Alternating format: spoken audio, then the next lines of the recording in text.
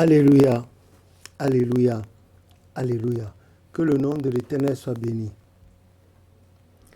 Et tout à l'heure,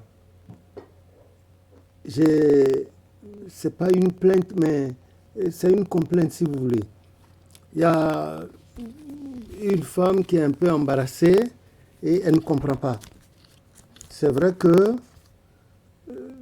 elle est mariée depuis à son mari, mais les deux ne vivent pas ensemble. Elle vivait chez les parents du mari. Bon, depuis un temps, elle est chez le mari, elle vit avec le mari. Et c'est en suivant son mari qu'elle est devenue chrétienne céleste, si vous voulez, depuis 1 an et demi, sinon presque 2. Mais ce qu'elle ne comprend pas, c'est que chaque fois qu'elle tombe impure, le mari se révolte. Il ne le dit pas ouvertement, mais c'est comme s'il lui reprochait à elle de tomber impure, de passer ses menstrues. Et des fois, il déserte la maison, il va s'asseoir sur la paroisse. Et il appelle un soir sur deux, il déserte la maison, des fois il grogne, il boude, et elle ne comprend pas grand-chose. Bon, comme c'est une femme qui n'a pas un niveau intellectuel livresque élevé, elle n'a rien compris, et perturbée, troublée. Alors, les gens l'ont dirigée vers moi. Et elle a posé la question, elle dit, mais qu'elle ne comprend pas. Est-ce qu'on peut incriminer une femme qui est en règle, qui passe ses menstrues?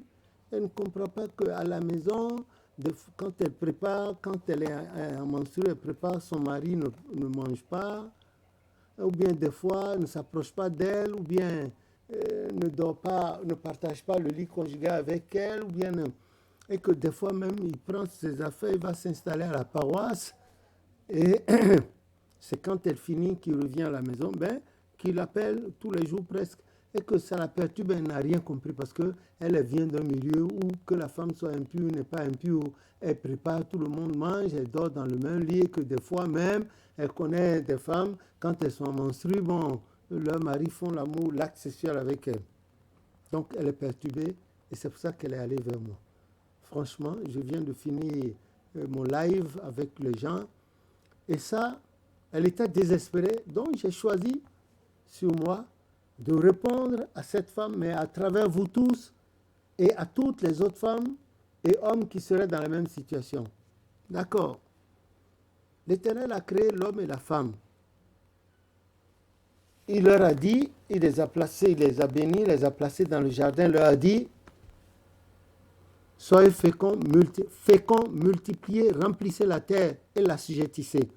Et dans Jérémie 29, verset 5, il a répété encore aux enfants d'Israël et de Juda dispersés dans le monde, il a dit, ne diminuez pas, c'est-à-dire que votre nombre ne diminue pas, augmentez.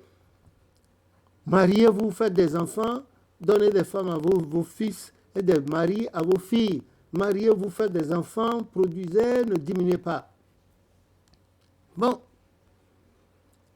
une femme pubertaire, à l'âge de la puberté déjà, la jeune fille pubertaire, elle fait ses menstrues, l'adolescence et puis l'âge majeur jusqu'à la ménopause, je veux dire au-delà de 50 ans.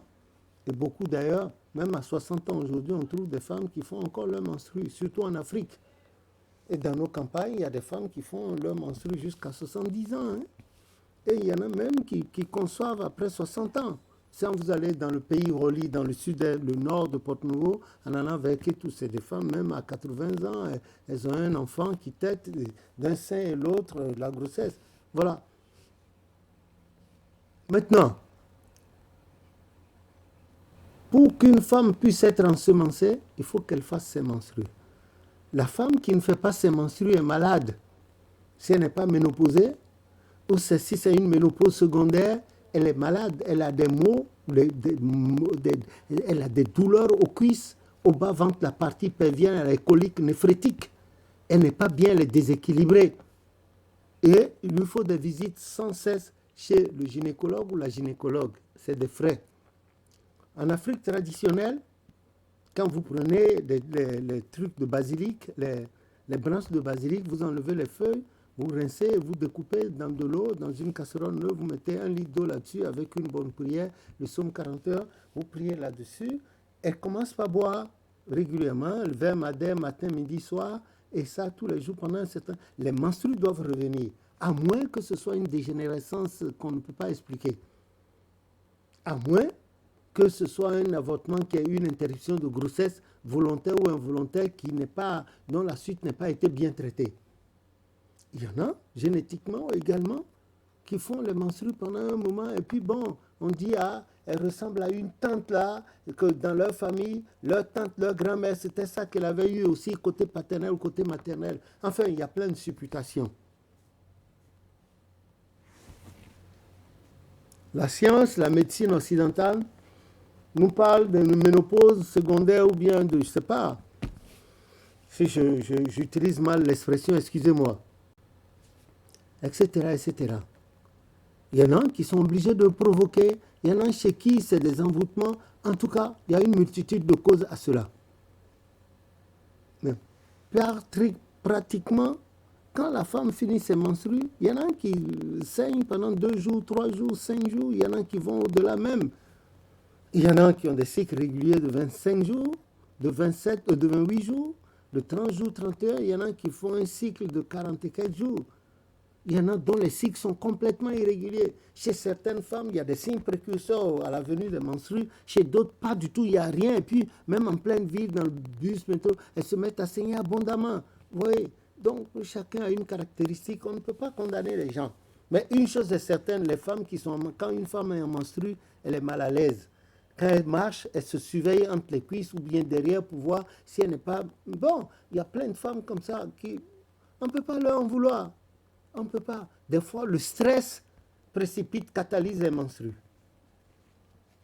Cette femme-là, elle est arrivée à l'église à peine 2 ans avec son mari, et je ne pense pas que ce dernier passe du temps à lui expliquer les menstrues correctement selon l'église du christianisme, l'enseignement de l'église. J'ai bien dit selon l'enseignement de l'église du christianisme céleste. Quand on retourne dans Lévitique 12, quand on retourne dans Lévitique 15, vous voyez ce qui a été dit là? On dit qu'une femme impure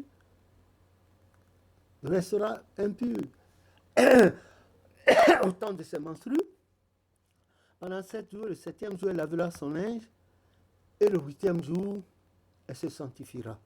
Si elle saigne plus que d'ordinaire, elle va observer 2 jours en plus, au terme desquels elle va se laver son linge et puis se sanctifier, et elle pourra retourner à l'église ou dans leur lieu de prière ou bien toucher à sa robe de prière comme ce que j'ai sur le corps.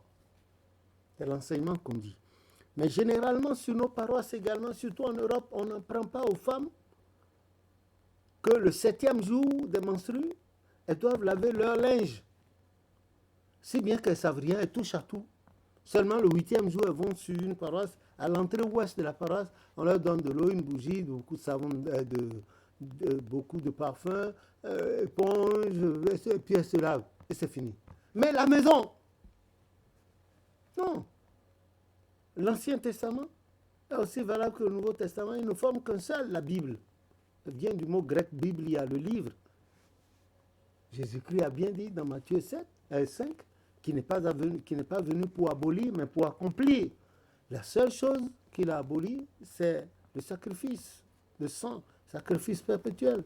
La preuve, quand il guérissait les malades, il leur dit, allez voir votre sacrificateur, faites ce que la loi de Moïse a dit, et il a subi ça. Lui aussi, il est né au moment de... Bon, ce monsieur, ce devancier-là, ne devrait pas déserter sa maison comme ça. Quand une femme est impure, elle n'est pas souillée. Dieu l'a construite ainsi, c'est sa morphologie. Sinon, comment est-ce qu'elle va concevoir? Comment est-ce qu'on peut savoir qu'il y a une période ovulatoire avec elle, et puis elle est féconde en ce moment, que si son mari a des rapports avec elle, elle sera fécondée, elle va faire des enfants, agrandir le nombre de la famille, comme la Bible a dit, le Seigneur l'a dit. Il ne devrait pas déserter la maison. Il devait lui expliquer. Et accepter même, à la rigueur, par amour, ne pas déserter la maison quand il y a de petits-enfants. Il va dire quoi aux enfants? Eux, ils viennent, ils ne parlent pas correctement, ils ne comprennent pas bien. Il va dire, votre maman est impure. Ça veut dire quoi? Ils ne savent pas. C'est du chinois qui serait en train de leur parler. Eh bien, ils restent à la maison. Ils protègent leurs habits, les soutanes. Je parle de l'église du christianisme céleste. Les Bibles, on croit une prière, ils restent. Les enfants vont toucher à la maman, vont revenir, etc., etc. Bon. En principe, selon l'enseignement de l'Église, quand la femme est impure, elle ne touche pas à son mari, elle ne touche pas à tout. Elle a un lieu où elle s'assoit dans leur salon, elle a ses plats dans lesquels on lui sert à manger. Et c'est la semaine dans laquelle le mari passe à la cuisine. Il devient le cuistot, il fait à manger à la femme, il sert à la femme, il sert les enfants. Bon, maintenant, s'il est sur une paroisse où il n'y a pas beaucoup de devanciers, déjà à partir de jeudi, il peut lui dire, ah, je dois me rendre sur la paroisse parce que dimanche, on m'a programmé pour conduire le culte. Ou pas du tout, il ne s'en va pas, de peur qu'on dise qu'il a porté la souillure sur la paroisse. Il reste à la maison avec sa femme. Le 7e jour, il lave son linge comme la femme aussi. Le 8e jour, il se purifie. Il se sanctifie comme la femme. Maintenant, s'il est à la maison et que la femme prépare à manger et qu'il a décidé de rester à la maison, ne pas aller dans leur coin de prière, leur soutane. Je parle dans le cadre stricto sensu de l'église du christianisme. C'est bien, il mange la nourriture de la femme. C'est tout. Mais il se garde d'avoir des rapports sexuels avec elle. Parce qu'elle est dans son flux, c'est une impureté, c'est une souillure, c'est de la malédiction. Lisez ce que la Bible en a dit. Elle laisse finir le 7e jour, elle lave son linge, lui aussi lave son linge, le 8e jour elle se purifie, elle se sanctifie, et déjà ils peuvent commencer par avoir des rapports sexuels, faire l'amour à la maison, parce que c'est sa femme ou sa fiancée. Mais aujourd'hui, il nous est donné, force est donnée de constater que la plupart des chrétiens célestes aujourd'hui n'ont pas la résistance. Quand la femme a fini de saigner pendant 3 jours, certaines même ne savent pas. Le 3e jour, quand elles finissent de saigner, elles se lavent en même temps, elles vont porter leur soutane, elles vont à l'église. Je me rappelle bien, j'étais en circuit de paroisse, je suis arrivé sur une paroisse et puis j'expliquais ça par hasard, inspiré par le Saint-Esprit, les menstrues de la femme, comment elles doivent se comporter. Parce qu'il y avait plus de femmes que d'hommes sur cette paroisse. C'était dans un village, je leur expliquais. Et quand j'ai dit que la femme doit faire 7 jours, le 7e jour elle lave son linge, le 8e jour elle doit se sanctifier. Mais celle-là qui semblait être la maman de la paroisse, une dame, s'est jetée par terre. Son mari était le chargé de paroisse, elle était la maman de la paroisse. Elle a pleuré comme un enfant dans le sol qui est non cimenté de leur paroisse, le sol rouge. Elle a pleuré, elle a roulé, elle a dit, ah, donc elle souillait la maison de Dieu sans savoir que elle, quand elle fait 2 ou 3 jours et puis le sang ne vient plus, elle se lave et elle commence par aller à l'église. Et elle s'est adressée à son mari, elle a dit, dans leur langue, mais tu ne m'as jamais enseigné ça, tu ne nous as jamais enseigné. Donc toutes les femmes d'ici venaient souiller la paroisse, parce que le mari ignorait. Voilà, elle a pleuré, je l'ai calmée, j'ai dit non, cela ne lui sera pas imputé puisqu'elle ne savait pas. Dieu est miséricordieux, il n'est pas comme nous les hommes. Elle s'est calmée, mais sanglotait, dur. Donc je reprends. Marie, c'est pas parce que vos femmes sont en état d'impureté qu'elles sont souillées. Non, elles ne sont pas souillées. Dieu les a faites ainsi. Si elles ne faisaient pas leur impureté, mais vous allez dépenser de l'argent avec les gynécologues. Sérieusement, elles sont malades. Maintenant, une femme qui a des signes précurseurs, d'abord même avant ça, si elle sent ses menstrues venir, elle prend ses affaires, elle les planque correctement, ce qu'elle va utiliser pendant les 7 jours, là, elle les sort, elle les met quelque part. Et je connais des femmes, elles ont des tenues propres pour leur période menstruelle. Quand ça vient, elles ne portent que ça. Que ce soit les slips, les soutiens-gorge, les tenues en haut comme en bas, elles ne portent que ça. Même des tapettes, elles ne portent que ça, des chaussures. Et quand elles finissent leur menstru, le 7e jour, elles lavent tout jusqu'aux chaussures. Et puis cette tenue-là qu'elles ont utilisée pendant les 7 jours-là, elles mettent dans une petite valise là. Elles cachent ça quelque part où on ne peut pas toucher facilement. Et le 8e jour, elles vont se faire sanctifier à l'église. Je préférerais mieux ça. Et d'ailleurs, je l'ai toujours conseillé aux gens. Il y a des femmes qui ne savent pas, bon, on ne leur a jamais dit, elles touchent à tout. Donc, leur maison est en constante, en permanente souillure. Voilà ce que Maintenant, le mari ne déserte pas la maison. Le mari explique à la femme. Supposons que votre femme est impure, elle est en menstru et puis elle tombe malade. Vous êtes évangéliste, hein? Vous portez la soutane régulièrement. Donc, la soutane vaut-elle la vie de votre femme? Vous allez la laisser pour dire, ah, elle est menteuse, vous allez la laisser. Qui viendra à soi? Mais vous entrez dans ses cuisses, dans son vagin, non? Vous éjaculez, elle vous procure l'orgasme et la jouissance. Vous êtes tombé sur la tête. Enlevez votre soutane immédiatement. Si vous êtes évangéliste, sacrificateur, vous enlevez votre soutane immédiatement et vous mettez en tenue civile. Vous vous occupez d'elle si elle est malade. J'ai connu une expérience avec une choriste à moi, un peu âgée, mais elle était célibataire. Et puis bon, son fiancé, un jour j'ai découvert que je l'ai aidée. Ah oui, vous devez le faire. Vous allez la laisser? Parce qu'elle est impure. Elle est impure, elle n'est pas souillée. Ah, vu les femmes en menstru donner des chants, l'esprit révélé des chants par elle. Quel est votre problème? Vous êtes Dieu? Ne soyez pas plus royaliste que le roi. Restez à la maison avec elle. expliquez-lui, cet homme doit prendre la peine de lui expliquer, voilà ce qu'on enseigne dans l'église concernant la femme en menstrue ou non. Voilà. Et vous la laissez, vous lui expliquez, si elle veut, avec son consentement, que vous alliez à la paroisse parce qu'il n'y a pas d'enfant à bas âge et qu'elle-même, elle peut faire sa petite cuisine parce que vous êtes dans un studio ou bien dans un 2 pièces. Bon, il n'y a rien à faire. La Bible dit tout ce qu'elle touchera sera impur jusqu'au soir. Vous touchez à quelque chose, elle touche à quelque chose, vous touchez, vous serez... Bon, s'il n'y a pas nécessité d'aller passer du temps à la paroisse, restez à la maison avec elle, qu'elle reste là, prenez la Bible, instruisez-la.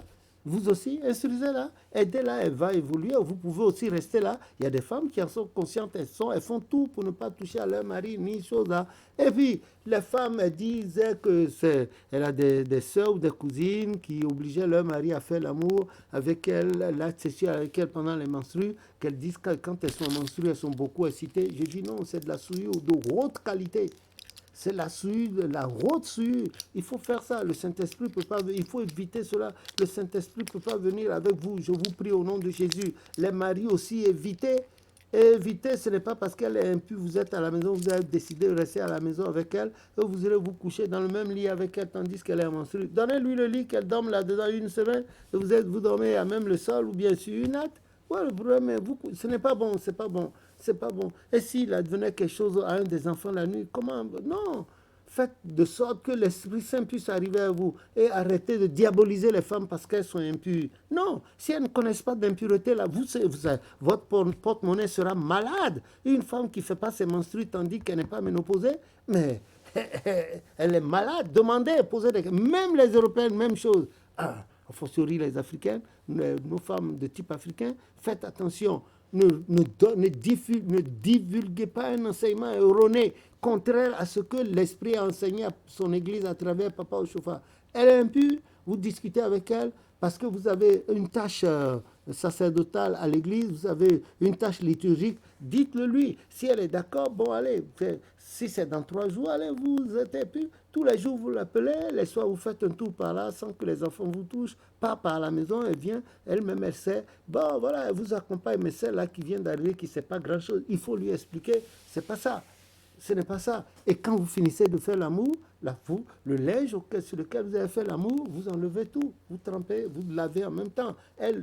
Vous lavez de la tête jusqu'aux pieds. La femme aussi se lave de la tête jusqu'aux pieds. Bon, celles qui ont des cheveux de brésilienne ou d'indienne sur la tête, ça, c'est leur affaire. Hein. On doit se laver, pas le visage, tout le corps, il faut se purifier. Et après, vous priez ensemble. Vous remerciez Dieu qui vous a donné l'énergie à toi, l'homme, de bander, de pénétrer ta femme, d'éjaculer, d'avoir éjaculé 2 ou 3 fois et elle a joui, et la femme aussi, vous mettez ensemble. Et puis voilà, madame, ma soeur, vous lui faites un bon plat, le plat que votre mari aime le plus, et en mangeant, son sexe sera en train de bouger en bas là-bas, et son amour pour vous va augmenter, le vote pour lui va augmenter. Les enfants, vous allez donner des enfants, mettre au monde des enfants équilibrés, bien. Voilà, que Dieu vous bénisse. Que ce devancier-là retourne expliquer à sa femme et que le désespoir quitte sa femme.